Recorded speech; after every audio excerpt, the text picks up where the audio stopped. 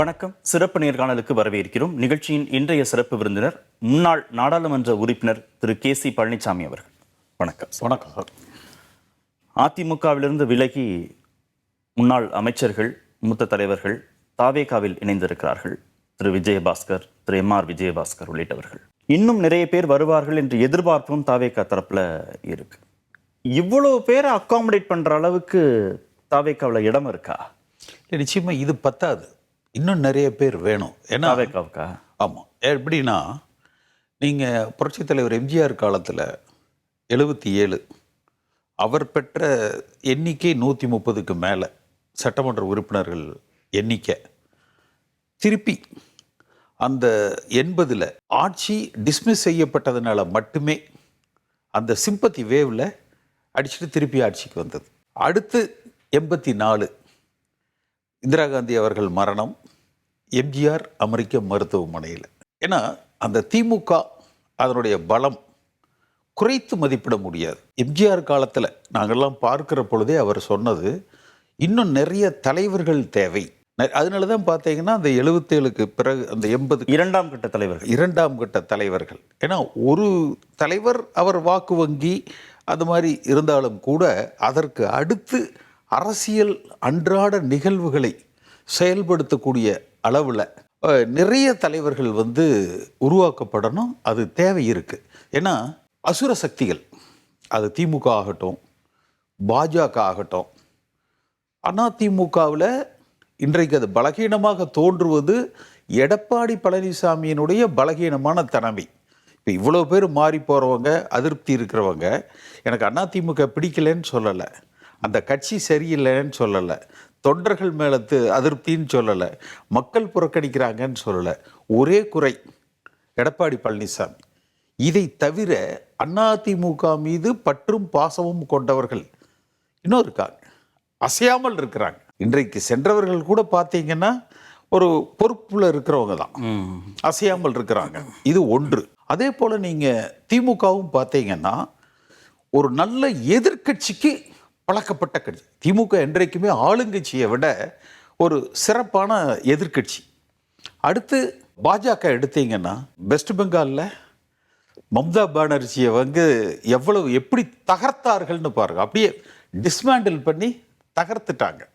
அது மாதிரியான ஒரு அசுர சக்திகள் அதற்கு தேவை. அடுத்து இன்னொரு இது என்னன்னா, திரு விஜய் அவர்கள் பெற்றிருக்கக்கூடிய இந்த வெற்றி கூட ஒரு ட்ரையாங்குலராக தான் நிற்குது.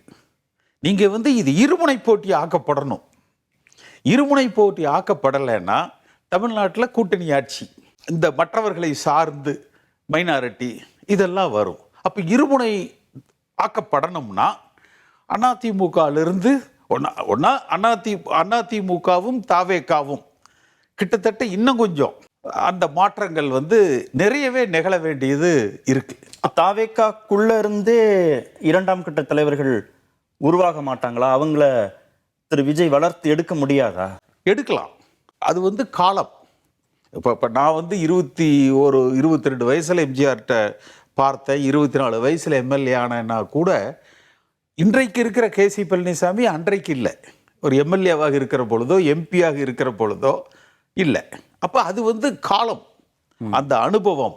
இது டைம் எடுக்கும். குறைஞ்சது ஒரு 10-15 வருஷம் எடுக்கும். ஒரு அமைச்சர் ஆகிவிட்டதுனாலேயே அந்த அந்தஸ்து, அந்த ஒரு அரசியல் அனுபவம் வந்துடாது. It will take time. இல்லை, உள்ள இருந்து கட்சிக்குள்ள இருந்து இரண்டாம் கட்ட தலைவர்கள் உருவாகி வரும்போது சொல்றேன். இப்படி திமுகவுக்கு வரும்போதும் அதிமுகக்குள்ள இருந்து வரும்போதும் அவங்க அந்த தலைமையை ஸ்டேச்சரோட ஏத்துக்கிட்டாங்க. திரு கருணாநிதி, திரு எம்ஜிஆர், திருமிகு ஜெயலலிதா அப்படின்ற அந்த தலைமையோட அவங்க ஏத்துக்கிட்டாங்க. அதுக்கப்புறம் திமுக திரு ஸ்டாலின் தலைமையில வருகிற போதும் இவ்வளவு பேர் வெளியில போகல, கட்சியை விட்டு வெளியில அப்படியே ஸ்டேபிளா நின்றுச்சு. மாற்று கட்சியிலிருந்து இவ்வளவு இரண்டாம் கட்ட தலைவர்கள், முன்னாள் அமைச்சர்கள், முன்னாள் நாடாளுமன்ற உறுப்பினர்கள், முன்னாள் சட்டமன்ற உறுப்பினர்கள் எல்லாரும் திரு விஜய தலைவராக ஏற்றுக்கொண்டு இப்ப நகர்றதுங்கிறது உறுதித்தன்மையா இருக்குமா, நிலையா இருக்குமா? இல்லை, நிறைய. ஏன்னா எம்ஜிஆருக்கு இதே மாதிரி தானே நடந்தது. திமுகல இருந்தவர்ல திரு திமுகவில் இருந்தவர்கள் இங்கே வந்தாங்க. ஆனால் எடுத்தோன்னே யாரும் பெரிய அளவில் வந்துடல. இல்ல திரு எம்ஜிஆர் மேல அபிமானத்துல போனாங்க, இல்ல இல்ல திரு வைகோ மேல அபிமானத்துல போனாங்க, அது வேற இல்ல. 72 to 77ல பெரிய அளவுல திமுகல இருந்து எம்ஜிஆர் கூட வந்தவங்க இல்ல. ஒரு குறிப்பிட்ட எண்ணிக்கையில சில பேர் தான் வந்தாங்க. கே.ஏ. கிருஷ்ணசாமி, எஸ்.டி. சோமசுந்தரம் இப்படித்தான் வந்தாங்க. அந்த அதே 80ல 77க்கு பிறகுதான் நாவலர் வந்தார், பவுசா வந்தார். அதுக்கப்புறம் தான் நிறைய தலைவர்கள் வந்தாங்க. இப்ப தேர்தல் வெற்றிக்கு பிறகுதான் நகர்றாங்கன்றீங்க? இல்ல இல்ல, நான் அப்படி அது வெற்றி நோக்கம் அப்படிங்கிறத சொல்லல. அப்ப நிறைய தலைவர்கள், அது எம்ஜிஆர்ட்ட இந்த கேள்வி கேட்கப்பட்டது.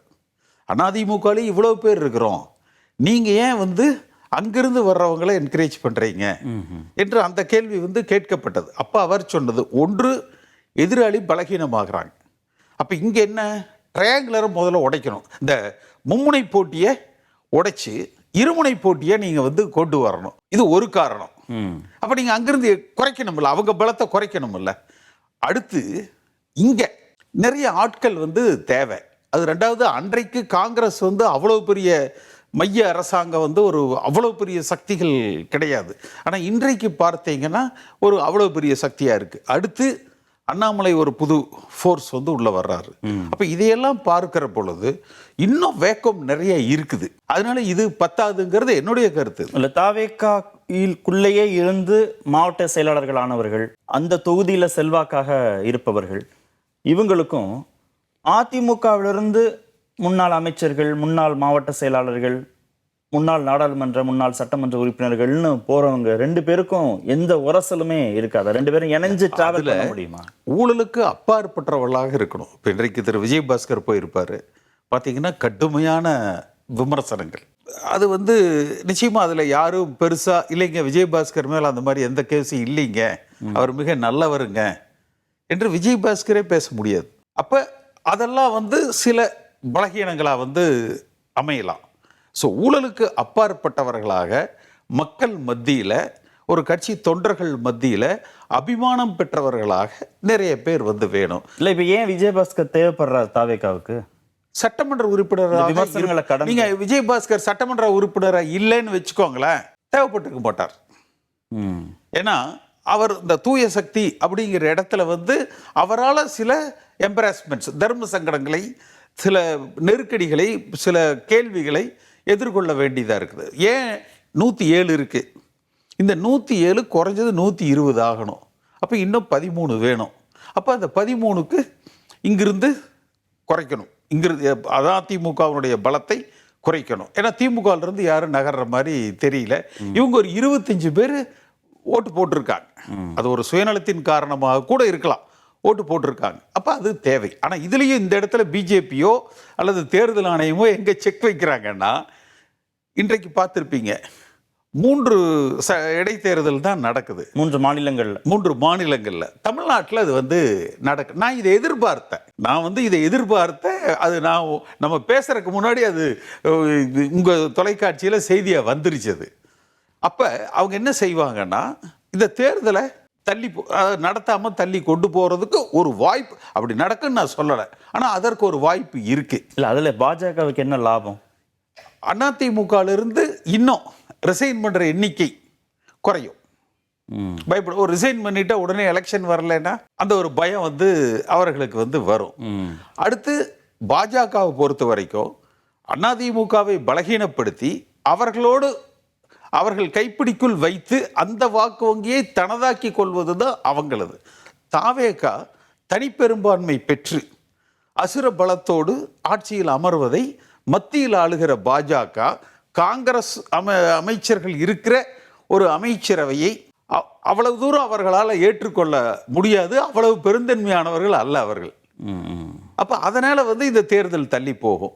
ஒருவேளை யாரேனும் ஒரு பொதுநல வழக்காக நீதிமன்றங்களுக்கு போனா கூட, அதிமுகவே போயிருக்கு, தேர்தல் நடத்த வேண்டாம். அதான் சொல்ல இல்ல, அவங்க தேர்தல் ஆணையத்துக்கு போயிருக்காங்க. நீதிமன்றத்தில் போனா கூட இந்த விசாரணை முடியும் வரை, இந்த வழக்கு முடியும் வரை இந்த தேர்தல் நடத்த வேண்டாம் என்று சொல்வதற்கும் வாய்ப்பு இருக்கு. ஏன்னா திமுகவினுடைய அந்த லீகல் விங் இருக்கு பாருங்க, அது சோ ஸ்ட்ராங் லீகல் விங். அதிமுகவை பொறுத்த வரைக்கும் எடப்பாடி பழனிசாமி அவர்களது லாபி, அதாவது அந்த ability to get the orders Edappadi பழனிசாமிக்கு மிக அதிகம். இது வரைக்கும் அவர் ஒரு கேஸில் கூட லீகலாக தோத்ததில்லை. மக்கள் மத்தியில் எப்படி 13 தோல்வி பழனிசாமின்னு சொல்கிறோமோ அதுபோல நீதிமன்றங்களில் தோல்வி காணாத எடப்பாடி. நீங்கள் எடுத்து பாருங்க, நான் சொல்கிறது உண்மை. 10 ஆண்டு காலத்தில் நீதிமன்றங்களில் அவர் தோற்றதாக ஒரு வழக்கு கூட கிடையாது. இல்லை, இதை 2 விதமாக பார்க்கலாம். ரொம்ப வலுவான வாதங்கள் வச்சு வெற்றி பெறுகிறார்கள்னு பார்க்கலாம். நீங்க சொல்ற லாபிங்கிற விமர்சனங்கள் நான் சொல்றது நல்ல ஆலோசகர்கள் அவருக்கு இருக்கிறாங்கன்னு அதுதான் லாபியா சார். நீதிமன்றத்தில் நீங்க வழக்கறிஞர்களே சொல்லுவாங்க, அதாவது நம்மகிட்ட நிறைய நல்ல பாயிண்ட்ஸ் இருக்கலாம், எப்படி அந்த உத்தரவுகளை சரியான முறையில் சரியான வாதங்களில் சரியான அணுகுமுறையில் பெறுவது என்பதை அறிந்தவர். எனக்கு ஆச்சரியம். எனக்கு தெரிஞ்சு ரிலையன்ஸில் அம்பானிக்கு எகென்ஸ்டாக கூட தீர்ப்புகள் போயிருக்கு. நான் இதுக்கு இன்னைக்கு நான் சொல்ல, நிறைய முறை நான் இதை சொல்லியிருக்கேன். ஒரு 10 ஆண்டு காலத்தில் எப்படி 13 தோல்வி பழனிசாமின்னு சொல்கிறோமோ அதுபோல எந்த ஒரு நீதிமன்ற வழக்கிலும் அவர் தோல்வியுற்றதில்லை. சரி, இடைத்தேர்தலை நடத்த விடாமல் தடுக்கிறதுல அதிமுகவுக்கு என்ன லாபம்? அது மறுபடியும் இதே தானே, இங்கிருந்து போகிற எண்ணிக்கை குறையும். தேர்தல் நடந்தால் என்ன ஆகும்? இப்போ பல பேர் நினச்சிட்டு இருப்பான், தேர்தல் நடக்கிற மாதிரி இருக்கிற பொழுது டக்குன்னு ஜம்ப் பண்ணிடலாம், ரிசைன் பண்ணிவிட்டு நம்மளதையும் சேர்த்துலான்னு இப்போ யோசிப்பான். அது இன்றைக்கு இந்த செய்தி வேறு வந்துருச்சா, ஓ இங்கே தேர்தல் நடத்தாது போல் இருக்குது, ரிசைன் பண்ணிவிட்டு நம்ம எம்எல்ஏவாகவும் இருக்க மாட்டோம், எடப்பாடியை பிடிக்குதோ இல்லையோ இன்னும் கொஞ்சம் நாளைக்கு தேர்தல் நடத்துகிற வரைக்கும் பேசாமல் இருப்போம். அப்போ இங்கே சரிவு தடுக்கப்படுது, இங்கே பெரும்பான்மை பெறுவது தடுக்கப்படும். அதில் ஒரு அட்லீஸ்ட் 50% பெனிஃபிட் இருக்கும். இங்கே எண்ணிக்கை குறையிறது அவங்களுக்கு பெனிஃபிட், பட் நடத்தணும் இல்லை, அப்போ தானே மெஜாரிட்டி வரும். இல்லை, இடைத்தேர்தல் முழுவதுமே தாவேக்காவுக்கு சாதகமான பலன்கள் கொடுக்கும், எல்லா தொகுதிகளிலையும் தாவேக்கா வெற்றி பெறக்கூடிய நிலைமை தான் இருக்கா? சரி, இன்றைய தேதிக்கு இந்த அரசாங்கத்துக்கு ஒரு நல்ல பெயர் இருக்கு. அதாவது ஊழல் முற்றிலுமாக கீழ் மட்டங்களில் ஒழிக்கப்பட்டிருக்கு. கிட்டத்தட்ட எல்லா மட்டங்களிலுமே சொல்லலாம். இப்போ நீங்கள் சப் ரிஜிஸ்ட்ரார் ஆஃபீஸ் ஆகட்டும், போலீஸ் ஸ்டேஷன் ஆகட்டும், தாசில்தார் ஆஃபீஸ் ஆகட்டும், ஒரு பெருமளவில் ஒழிக்கப்பட்டிருக்கு. அது காரணம் என்னன்னா, கடந்த 10 ஆண்டுகளில் எடப்பாடி பழனிசாமி அவர்கள் காலத்திலும் சரி, திரு ஸ்டாலின் அவர்கள் காலத்திலும் சரி, ஒரு துறையினுடைய அமைச்சர் என்றால் ஏதோ தனக்கு ஒரு லைசன்ஸ் கொடுக்கப்பட்டிருக்கிறது, இந்த துறையில் இவ்வளோ ரேட் வச்சு நான் இப்படி கலெக்ஷன் பண்ணிக்கலாம், இதுக்கான right I am entitled to exercise that என்பதாக அது நடந்தது. அப்போ அதுதான் மக்கள் மத்தியில் ஒரு மிகப்பெரிய ஒரு வெறுப்பை கொடுத்தது. இன்றைக்கு அது முற்றிலுமாக ஒழிக்கப்பட்டிருக்குது.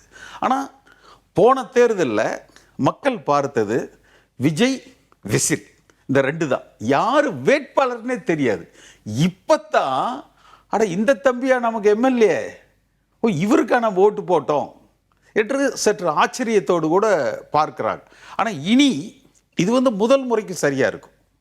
இனி வருகிற பொழுது பல ஃபேக்டர்ஸ் அதில் பேசும்.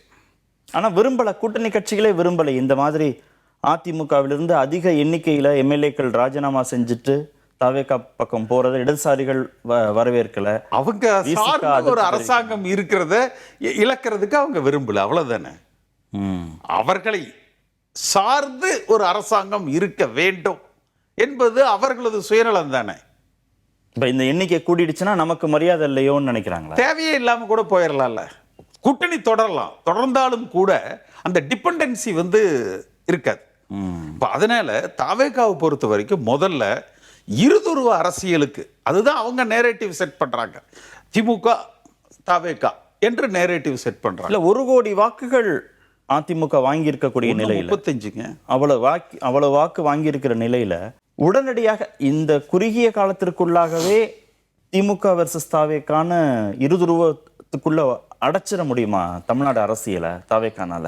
வெறும் நிர்வாகிகளை சேர்க்கிறதுனால, அமைச்சர்களை சேர்க்கிறதுனால, ஒரு விஜயபாஸ்கர் போறதுனால இதெல்லாம் நெகட்டிவ் ஃபேக்டர். இன்ஃபேக்ட் அதை இன்னும் கொஞ்சம் ஆழமாக இதை நம்ம சிந்திச்சோம்னா, அந்த ஃபர்ஸ்ட் நேரேட்டிவ் செட் பண்றதுல, அதாவது மக்கள் மத்தியில் அந்த கருத்துக்களை எண்ணங்களை முடிவுக்கான காரணங்களை விளக்குகிற பொழுது திரு சி.வி. சண்முகமும் திரு வேலுமணியும் பேசுகிற பொழுது நாங்கள் 5 பேர் இங்கே அமைச்சர்களாகி அதிமுக கட்சியை காப்பாற்றப் போகிறோம் என்பது எடப்பாடி பழனிசாமிக்கு ஜாக்பாட் அடித்த மாதிரி மிகப்பெரிய பலத்தை கொடுத்துருச்சு. அதிமுக தொடர் தோல்வி, எடப்பாடி பழனிசாமி தலைமையில் வெற்றி பெற முடியாது, ஒரு தலைமை மாற்றம் தேவை, அதோடு நிறுத்தியிருந்தாங்கன்னு வச்சுக்கோங்க. ஒவ்வொரு அதிமுக தொண்டனும் இறங்கி அடிச்சிருப்பாங்க. அதாவது தெருவுக்கு வந்து போராடி இருப்பாங்க, ஆமா தலைமை மாற்றம் தேவை. இதை விட்டுட்டு இவங்க அந்த நேரேஷனையே இவர்கள் அமைச்சராவதை நோக்கி சொன்ன காரணத்தினால அது அப்படியே அவருக்கு ஒரு சிம்பத்தியா அவர் வந்து மாத்திக்கிட்டார். அது இவர்கள் செய்த முதல் தவறு. அடுத்து இந்த எம்எல்ஏக்களை பொறுத்த வரைக்கும் பல காரணங்கள், அதாவது இவர்கள் ஒரு சுயநலத்துக்காக போறாங்க.